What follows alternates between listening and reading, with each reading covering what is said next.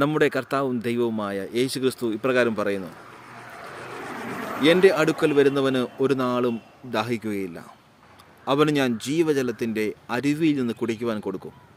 ഈ വചനത്തിൻ്റെ ആഴത്തിലേക്ക് നമുക്കൊന്ന് കടക്കാം. പ്രിയ സുഹൃത്തെ, ജീവിതത്തിൽ കൈപ്പേറിയ അനുഭവങ്ങൾ വീണ്ടും വീണ്ടും നിന്റെ ജീവിതത്തിലേക്ക് കടന്നു വരുമ്പോൾ ആത്മഹത്യയെക്കുറിച്ചും ചിന്തിക്കാം. ഇനി എന്തിനു ജീവിക്കണം?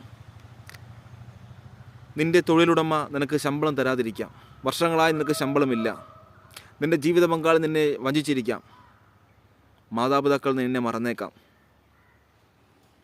എന്നാലും നീ നിരാശപ്പെടരുത്. എല്ലാം നഷ്ടപ്പെട്ടു, എനിക്കൊന്നുമില്ല എന്ന് ചിന്തിച്ചുകൊണ്ട് ആത്മഹത്യയിലേക്ക് പോകരുത്. കാരണം നിൻ്റെ ആത്മാവിനെ ദൈവം സ്നേഹിക്കുന്നു.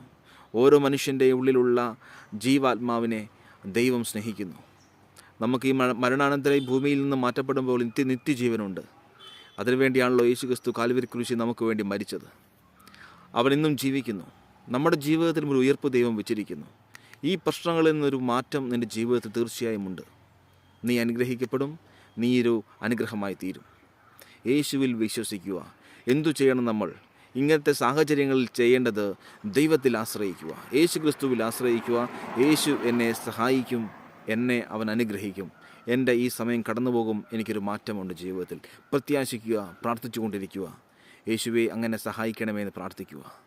എൻ്റെ ജീവിതത്തിൽ പുതിയ വഴികളെ തുറക്കണമെന്ന് പ്രാർത്ഥിക്കുക. നിൻ്റെ ജീവിതത്തിൽ ദൈവം മാറ്റങ്ങൾ കൊണ്ടുവരും. വിശ്വസിക്കുക. ആശ്രയമാണ് ഏറ്റവും വലുത്. വിശ്വസിക്കുന്നവന് എല്ലാ കാര്യങ്ങളും സാധിച്ചു കിട്ടുന്നു. മനുഷ്യർക്ക് അസാധ്യമായത് ദൈവത്തിന് അസാധ്യമാണ്. അതുകൊണ്ട് ഈ പകൽക്കാലം ചില വിഷയങ്ങളാൽ മനസ്സ് വേദനിച്ചുകൊണ്ട് എല്ലാം അവസാനിപ്പിക്കാമെന്ന് ചിന്തിക്കുന്നുണ്ടെങ്കിൽ ദൈവം നിൻ്റെ ജീവിതത്തിൽ അത്ഭുതങ്ങൾ ചൊരിയും. അവനിൽ ആശ്രയിക്കുക, വിശ്വസിക്കുക. യേശുക്രിസ്തു അത്ഭുതങ്ങളുടെ രാജാവാകുന്നു.